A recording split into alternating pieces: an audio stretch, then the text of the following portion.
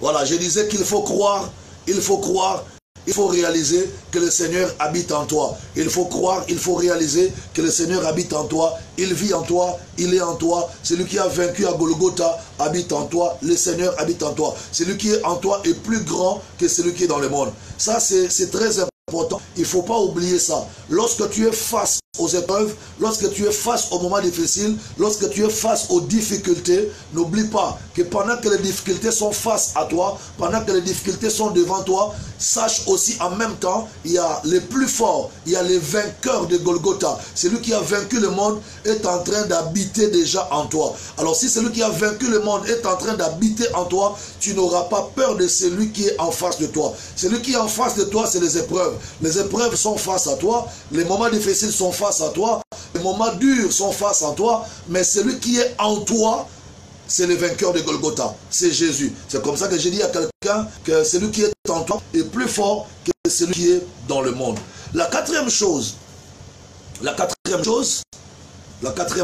qu'il faut faire lorsque tu traverses le moment difficile, la quatrième chose qu'il faut faire quand tu traverses le moment difficile, reste fidèle, n'est-ce pas? Reste fidèle à Dieu et continue à faire ce que tu dois faire. Quand on traverse des moments difficiles dans la foi chrétienne, lorsqu'on traverse des moments difficiles dans la vie, il faut continuer à s'accrocher à Dieu. Reste fidèle à Dieu. Ne change pas ton identité d'enfant de Dieu à cause des épreuves. Ne cesse pas d'être enfant de Dieu à cause de problèmes.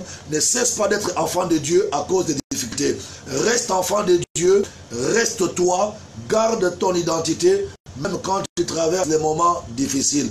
Vous savez, bien-aimés dans le Seigneur, lorsque les épreuves arrivent, soit nous sommes tentés de changer notre identité. Beaucoup de personnes ont cessé d'être des hommes bien. Beaucoup de femmes ont cessé d'être des femmes bien à cause des problèmes qui leur sont arrivés. Souvent, les problèmes ont tendance à changer notre nature. Les problèmes ont tendance à changer notre identité. Mais je vais dire à quelqu'un ici, la quatrième chose qu'il faut faire, lorsque tu traverses les épreuves, lorsque tu traverses les moments difficiles, la quatrième chose qu'il faut faire, reste fidèle à Dieu, accroche-toi à Dieu, reste enfant de Dieu et continue à faire le bien que tu étais en train de faire. Ne cesse pas d'être quelqu'un de bien à cause des épreuves. Ne cesse pas d'être un homme de bien, ne cesse pas d'être une femme de bien parce que tu traverses les moments difficiles. Que les moments difficiles ne changent pas ta nature. Voilà ce que je voulais dire. Que les moments difficiles ne changent pas ton identité. Que ton identité ne change pas parce que tu traverses des moments difficiles. Que ton identité ne change pas parce que tu traverses des moments forts. Non, reste enfant de Dieu, reste quelqu'un de bien, reste un homme de bien. Voyez-vous, dans les moments difficiles, plusieurs personnes se sont égarées. Dans les moments des épreuves, plusieurs personnes ont arrêté de faire le bien, ont arrêté de s'accrocher à Dieu. Beaucoup même se sont convertis en mauvaises personnes. Beaucoup ont quitté les camps des enfants de Dieu pour devenir de mauvaises personnes, tout simplement parce qu'ils sont en train de traverser des moments difficiles. Écoute-moi très bien, retiens ce que je te dis. Que tes épreuves, que tes moments difficiles, que tes problèmes, que tes difficultés ne te poussent pas à changer ton identité. Ne change pas à cause des problèmes que tu rencontres. Ne change pas à cause des problèmes que tu rencontres. Ne cesse pas d'être quelqu'un de bien. Ne cesse pas d'être une femme de bon cœur, n'est-ce pas? Ne cesse pas d'être une femme de bon cœur parce que tu as rencontré des problèmes. Souvent le problème nous pousse à changer. Je me rappelle, il y a un philosophe qui a dit que l'homme généralement est né bon, mais c'est l'entourage qui le rend mauvais.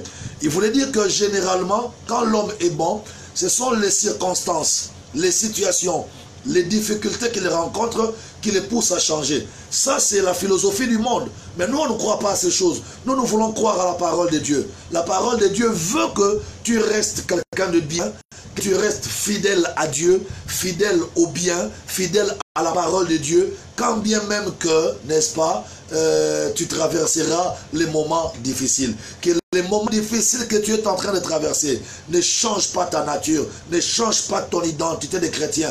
Vous savez, Daniel était en Babylone, il a trouvé le royaume de Babylone un royaume corrompu, un royaume souillé. Mais Daniel est resté enfant de Dieu, quand bien qui a passé des moments difficiles à Babylone. Esther également. Esther n'a pas cessé d'être quelqu'un de bien.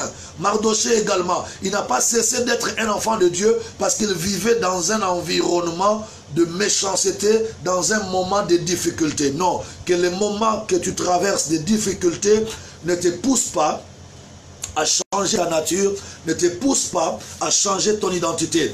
Reste un homme de bien, reste une femme de bien. Le diable va échouer quand il verra que malgré les problèmes que tu as rencontrés, malgré les difficultés que tu as traversées, tu n'as pas changé ta foi, tu t'es toujours accroché à Dieu, tu es toujours resté enfant de Dieu, tu n'as pas cessé d'être quelqu'un de bien. La cinquième chose qu'il faut faire lorsque on traverse les moments difficiles, la cinquième chose qu'il faut faire lorsqu'on traverse les moments des épreuves, c'est qu'il faut croire à ces grands principes de Romains chapitre 8, le verset 28. Romains 8, le verset 28 nous donne un grand principe. Il faut s'accrocher à ces principes lorsque les choses ne marchent pas comme on veut. Dans Romains chapitre 8, le verset 28, écoute comment la Bible parle. La Bible dit, nous savons du reste que toutes choses concourent au bien de ceux qui aiment Dieu, de ceux qui sont appelés selon son dessein, car ceux qu'il a connus d'avance, il les a aussi prédestinés à être semblables à l'image de son fils, afin que son fils fut le premier-né entre plusieurs frères.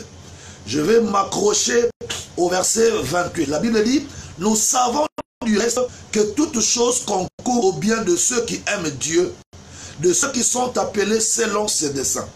Voyez-vous, donc la cinquième chose qu'il faut faire lorsqu'on traverse les moments des épreuves comme celui-ci, la cinquième chose qu'il faut faire lorsqu'on traverse les moments difficiles, il faut comprendre que tout ce qui peut arriver, tout ce qui peut nous arriver concourt au bien de nous, parce que nous aimons Dieu. La Bible déclare que tout concourt au bien de ceux qui aiment Dieu. Frère, il y a des choses que Dieu peut permettre dans ta vie, dans nos vies, dans le monde, que nous jugeons déjà mauvais. Ah Dieu, pourquoi tu as fait ça? Ah Dieu, pourquoi tu as permis ça? Ah Dieu, pourquoi tu permets les difficultés dans ma vie, dans ma famille? Ah Dieu, pourquoi tu as permis ça? Mais au départ, c'est difficile pour l'homme de comprendre pourquoi Dieu permet certaines choses. Dieu est le maître des temps. Il est aussi le maître des circonstances. Il y a des choses que Dieu peut faire aujourd'hui, on ne comprend pas pourquoi Dieu a fait ça. Mais c'est après des années qu'on comprendra, qu'on finira à comprendre que Dieu avait raison de faire telle chose, telle chose, telle chose. Je vais te dire que tout concourt au bien de ceux qui aiment Dieu. Tout, même ce qui paraît mauvais, ou ce qui paraît bien, même les choses qui paraissent mal, arriveront dans nos vies. Nous devons réaliser ces principes de Romains, chapitre 8, le verset 28. La Bible dit que tout concourt au bien de ceux qui aiment Dieu. Et tout ce que Dieu fait est bon. Tout ce que Dieu permet dans ma vie est bon. Personne ne doit se constituer en juge contre Dieu, mais la Bible nous dit que tout ce que Dieu fait est bon. Alors tout concourt au bien de ceux qui aiment Dieu. Nous voulons dire merci à Dieu parce qu'il a permis ces moments difficiles que nous sommes en train de traverser. Mais nous ne savons pas, qu'est-ce que Dieu est en train de poursuivre? Qu'est-ce que Dieu veut faire pour notre bien derrière ces moments des épidémies? Parce que la Bible dit que tout concourt au bien de ceux qui aiment Dieu. C'est plus tard, c'est peut-être après des années que nous comprendrons pourquoi Dieu a permis ces moments difficiles. Mais là, au début, personne ne comprend pourquoi Dieu peut permettre une épidémie sévère comme ça. Pourquoi Dieu peut permettre des moments difficiles comme ça? On ne sait pas pourquoi Dieu a permis ça. Mais ce que nous savons, tout ce que Dieu fait est bon. Même si nos frères sont emportés par l'épidémie, nous ne voulons pas dire des choses mauvaises à Dieu. Nous ne voulons pas condamner Dieu. Nous ne sommes pas des juges pour juger Dieu. Nous disons à Dieu merci. Et nous adhérons à ces principes de Romains 8, verset 28, qui dit « Tout concourt au bien de ceux qui aiment Dieu ». Même si on n'a pas compris aujourd'hui pourquoi Dieu a permis ça, un jour, ceux qui vivront comprendront. Nous qui vivrons, nous comprendrons un jour pourquoi Dieu a permis ces moments difficiles dans le monde. Voyez-vous? Parce que quand on traverse des moments difficiles, il faut savoir laisser Dieu en haut. Dieu est souverain. La volonté de Dieu est souveraine. Tout ce que Dieu fait est bon. Même si ça nous fait mal au cœur, mais ce que Dieu fait est bon. Pourquoi il fait ça? Nous, on ne comprend pas. Nous, on ne connaît pas. Mais un jour, nous comprendrons et nous saurons pourquoi il a permis ça. La sixième chose qu'il faut faire, qu'il faut comprendre lorsqu'on traverse les moments des épreuves dans la vie, lorsqu'on traverse les moments difficiles dans la vie, il faut réaliser que aucune difficulté, aucun moment des épreuves ne restera éternel. Papa, il n'y a aucune épreuve qui est éternelle ici sur la terre. Il n'y a aucun moment difficile qui est éternel. Je vais dire bien, il n'y a aucune maladie qui est éternelle. Vous savez, nous avons lu dans l'histoire, moi je n'étais pas encore né, dans les années 1800, dans les débuts des années 1900, nous avons appris au cours d'histoire qu'il y avait une maladie qui a frappé l'humanité. C'était la peste. Nos parents nous disent ça, nos professeurs d'histoire nous disent que la peste a fait ravage. La peste a emporté la vie de beaucoup d'hommes sur terre. Mais aussi sévère que la peste était, aussi fort que la peste avait frappé l'humanité, un jour la peste était passée. Et on nous a informé que lorsque les gens qui travaillent pour trouver l'antidote de la peste, les chercheurs sont arrivés à trouver le molécule de la pénicilline. Donc la pénicilline, la poudre de la pénicilline, médicament qui coûte rien aujourd'hui, c'est ce qui a guéri la peste dans les années 1900, au début des années 1900. Voyez-vous? Donc ça veut dire que il y a des épreuves qui arriveront, mais qui passeront. Aucune épreuve ne restera éternelle sur la terre. Aucun problème ne restera éternel sur la terre. Aujourd'hui, coronavirus est venu. C'est pas grave. Gloire à Dieu. Que Dieu nous protège. Toi déjà, tu ne mourras pas de ça. Tu vivras au nom de Jésus. Parce que tu dois raconter les œuvres de l'Éternel. Mais je vais te dire une chose. De la même manière le coronavirus est venu, de la même manière le coronavirus va passer. Parce qu'avant le coronavirus, il y avait le virus Ebola. Ebola est venu.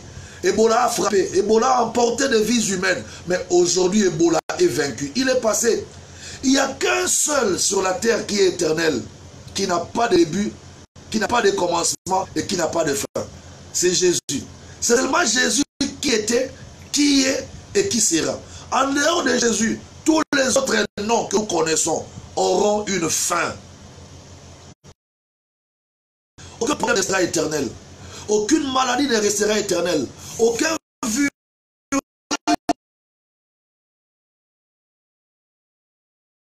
ne restera éternel. Je vais vous dire une chose, même la femme descend. La Bible dit qu'après 12 ans, cette femme est guérie. Même l'homme qui était paralytique à la piscine de Bethesda, cet homme qui avait fait 38 ans, sa maladie avait commencé un jour. Mais à 38e année, sa maladie était passée.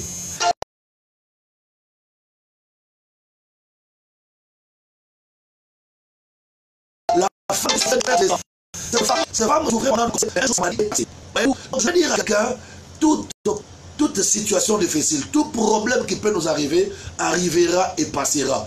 Rien ne restera éternel. Aucun problème ne restera éternel ici sur la terre. Tout ce qui va arriver passera. Il n'y a que Jésus qui est éternel. Il n'y a que le nom de Jésus qui n'a pas de commencement et qui n'a pas de fin. Pour le reste, tous les noms que nous pouvons connaître, les noms des épidémies, les noms des virus, les noms des bactéries, les noms des maladies, tous les noms que nous connaissons à part le nom de Jésus, ont des noms qui ont un début et qui auront une fin. Comme le virus Corona, il a un début, il aura aussi une fin. Il n'y a que Jésus qui n'a pas de début et qui n'a pas de fin. Donc je veux que tu réalises que tout ce qui a commencé finira un jour. Coronavirus a commencé, ils finiront, il finira. Tes épreuves vont commencer, ils finiront. Voyez-vous, tout ce qui a un début aura une fin. Toute épreuve, toute difficulté qui a commencé aura un jour sa fin. Et déjà quand je suis en train de parler maintenant, je prophétise la fin de ce moment difficile dans le monde. Je déclare la fin de cette épidémie coronavirus au nom de Jésus. Et il y a des gens, à part le coronavirus, il y a des gens qui me suivent, qui ont d'autres problèmes, qui ont d'autres épreuves, qui ont d'autres difficultés. Je vais aussi prophétiser pour te dire que tes problèmes trouvent déjà sa fin. Tes problèmes arrivent à sa fin. Tes moments difficiles, tes moments de difficulté que tu es en train de traverser arrivent déjà à sa fin. Tu dis Amen, cette parole va s'accomplir dans ta vie au nom de Jésus. Aucun problème ne restera éternel. Il n'y a que Jésus qui est éternel. À part Jésus, qui est le nom le plus élevé de tous les noms. À part Jésus, tous les problèmes et tous les noms que nous connaissons ne resteront jamais éternels. Ils sont venus, ils passeront. Les épreuves sont venues, elles passeront. Les moments difficiles sont venus, ils passeront. Coronavirus est venu, il passera très bientôt. Il va finir là, il est en train de finir déjà, au nom de Jésus-Christ. Car la Bible est claire, si mon peuple sur qui est invoqué mon nom s'humilie, prie et cherche ma face, moi Dieu, je l'exaucerai des cieux, je guérirai le pays, je sauverai le pays. Nous sommes en train de prier, nous sommes en train de prier, nous sommes en train de crier, nous sommes en train de parler à Dieu. Le Seigneur entend les cris de croyants, le Seigneur entend nos pleurs, et je sais que Dieu nous a déjà exaucés, et il guérit déjà nos nations, il guérit nos pays, il guérit le monde entier. Car parce que l'Église, parce que les enfants de Dieu sont dans ce monde, parce que le Saint-Esprit et l'Église et les enfants de Dieu sont dans ce monde, Dieu ne laissera pas l'humanité. Dieu n'abandonnera pas l'humanité. Dieu ne laissera pas le monde pourrir, brûler comme ça, avec l'Église et ses enfants dedans. À cause de toi, Église, à cause de moi, Église, à cause de nous les croyants, Dieu sauvera le monde du coronavirus. Lisons Psaume 37, le verset 5. La Bible déclare dans Psaume 37, verset 5, la Bible déclare « Recommande ton sort à l'Éternel, mets en lui ta confiance et il agira. » Waouh! Est-ce que tu entends ça? Est-ce que tu as entendu ces passages? Psaume 37, le verset 5. La Bible dit « Recommande ton sort à l'Éternel, mets en lui ta confiance et il agira. » Vous voyez? Donc, il n'y a aucun problème qui restera éternel dans la vie. Mettons notre confiance en Dieu. Tout ce qui arrive comme problème aujourd'hui passera demain. Tout ce qui arrive comme problème dans ta vie passera un jour. Nous sommes confiants, nous sommes sûrs, nous sommes confiants, nous sommes certains que l'Éternel agit déjà. Et les moments difficiles sont venus, ces moments vont passer. Les épreuves sont venues, elles vont passer. Parce que nous plaçons notre confiance en Dieu. La Bible nous dit, recommandons nos sorts à l'Éternel, mettons en lui notre confiance et il agira. Est-ce que tu peux croire que Dieu va agir? Mets en lui ta confiance, il agira. Mets en lui ta confiance, il agira. Recommande à Dieu ton sort, il agira. Est-ce que tu entends très bien? Gloire à Dieu. La sixième chose, non, la septième chose, je crois, oui. La septième chose qu'il faut faire, quand on traverse les moments difficiles, il faut avoir une vision du futur. Vous savez, beaucoup de gens, quand ils traversent les moments des épreuves, les moments difficiles, ils sont tellement absorbés par les difficultés et n'arrivent pas à envisager un futur heureux. Moi, je vais déjà dire à quelqu'un qui traverse les moments difficiles, je m'adresse à toi qui traverse le problème maintenant, toi qui traverses ces moments difficiles, nous devons commencer déjà à envisager un futur heureux. Envisageons un futur heureux. Envisageons un avenir heureux pour le monde entier, pour nos nations, pour nos vies. Voyez-vous, envisager un futur heureux, ça veut tout simplement dire gardons espoir. Espérons, gardons espoir. Arrêtons de regarder seulement la ravage que nous vivons aujourd'hui par rapport à ces moments difficiles. Mais que chacun de nous commence déjà à entrevoir, à envisager les bonnes choses qui nous attendent devant. Moi, je suis convaincu qu'après ces moments difficiles, il y aura un beau temps qui va arriver sur l'humanité. Et d'ailleurs, je le disais ce matin lors d'une émission que j'ai faite sur un plateau de la télévision. J'étais en train de dire à cette femme qui me posait des questions que après ces moments de difficulté que le monde est en train de vivre, nous allons vivre un grand réveil spirituel dans le monde entier. En fait, il y a une prophétie qui a prévu un grand réveil, un réveil spirituel avant l'enlèvement de l'Église. Quand vous lisez la prophétie du temps de la fin, vous verrez la Bible nous parle d'un grand réveil qui arrivera avant l'enlèvement de l'Église. Et Dieu est en train de provoquer une vague qui va provoquer le réveil du temps de la fin. Et moi, je me dis que coronavirus, c'est une épidémie, c'est une maladie, c'est vrai.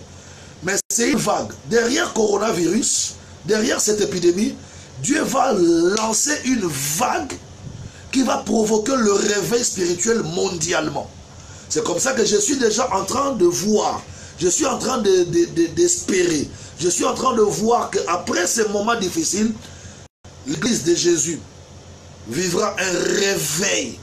Tous ceux qui regardaient au loin des choses de Dieu, les choses de Dieu, tous ceux qui négligeaient, qui bafouaient les choses de Dieu, après le coronavirus, vont s'approcher de la parole, vont s'approcher de Jésus, vont croire à la parole et vont se convertir. Et quand plusieurs se convertiront, alors le son de la trompette retentira. Nous serons prises, nous serons enlevés, nous l'église, nous partirons, nous serons enlevés dans les airs à la rencontre de l'époux, à la rencontre du Seigneur Jésus.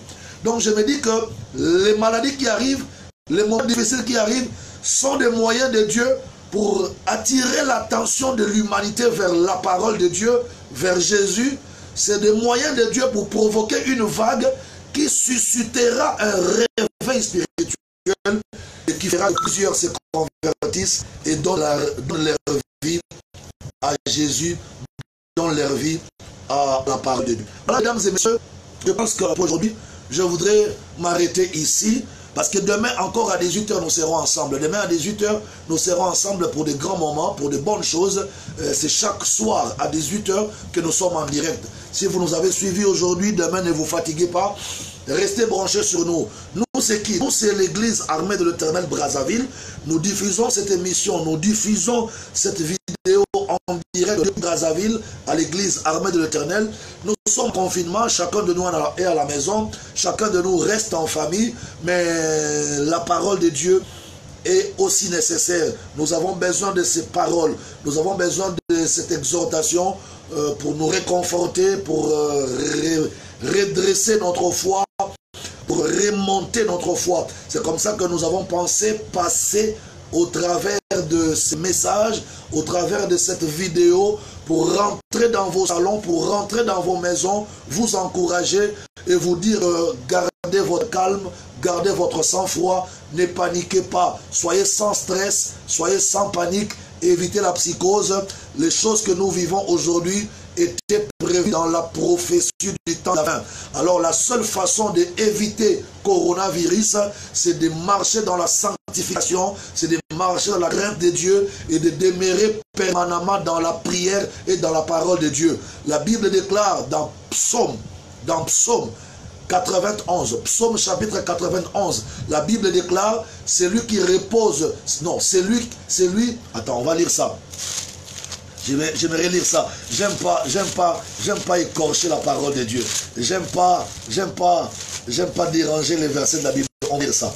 Psaume 91. Regardez comment la Bible déclare. La Bible dit dans Psaume 91, celui qui demeure sous l'abri du Très-Haut repose à l'ombre du Tout-Puissant. Donc, le seul remède, la meilleure moyen de prévention contre le coronavirus en ce temps où nous sommes en train de traverser, c'est d'éviter le mal, fuir les péchés, faire plaisir à Dieu, se conformer à la volonté de Dieu, vivre dans une vie qui va faire plaisir à Dieu, mener une vie qui va donner plaisir à Dieu, et c'est ainsi que Dieu aura étendu sur nous sa main gentille. Vous savez, quand Dieu voit quelqu'un qui marche conformément à sa parole, quand Dieu voit quelqu'un qui s'efforce de faire sa volonté, Dieu va étendre la main gentille sur cette personne. Voyez-vous, c'est comme ça que la Bible déclare que celui qui demeure sous l'abri du Très-Haut reposera à l'ombre du Tout-Puissant. Allons nous abriter auprès de Jésus. Si on ne peut pas se cacher auprès de Jésus, si on ne va pas s'abriter auprès de Jésus, si on ne se cache pas dans le rocher qui est Jésus, le coronavirus risque de nous emporter. Mais Jésus doit être notre abri, car celui qui demeure sous son abri reposera sous l'ombre d'un Tout-Puissant. Tu sais, quand le Tout-Puissant te donne son ombrage, rien ne t'atteindra. 1000 flèches tomberont à ton côté. 10 000 tomberont à ta droite. Mais toi, tu ne seras pas atteint. Demande-moi pourquoi. Parce que tu es sous l'ombrage du Tout-Puissant. Voyez-vous, quand on est sous l'ombrage du Tout-Puissant, aucune flèche ne va nous atteindre. 1000 vont tomber à nos côtés, 10 000 de l'autre côté, mais nous-mêmes, toi-même, nous ne serons pas atteints. Pourquoi? Parce que nous sommes couverts par l'ombre du Tout-Puissant. Celui qui est tout-puissant, celui qui est plus fort que le coronavirus te couvrira. Celui qui est plus fort que le gouvernement va te couvrir. Celui qui est plus fort que la médecine va te couvrir. Il est temps d'échapper au coronavirus. Il est temps de fuir le coronavirus. Comment? En allant s'abriter sous le Très-Haut. Quand on s'abrite sous le Très-Haut, il ordonnera alors son ombrage de nous couvrir. Merci.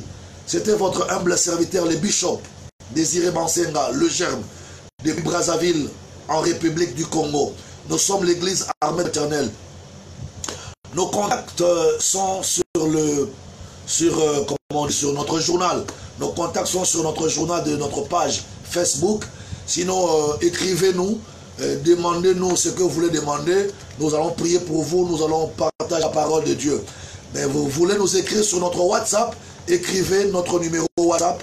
Vous mettez l'indicatif de chez nous. L'indicatif de chez nous au Congo Brazzaville, c'est plus 242. Plus 242 05 018 53 05. Je reprends. Plus 242 05 018 53 et 05 à la fin. Je reprends pour une meilleure audition.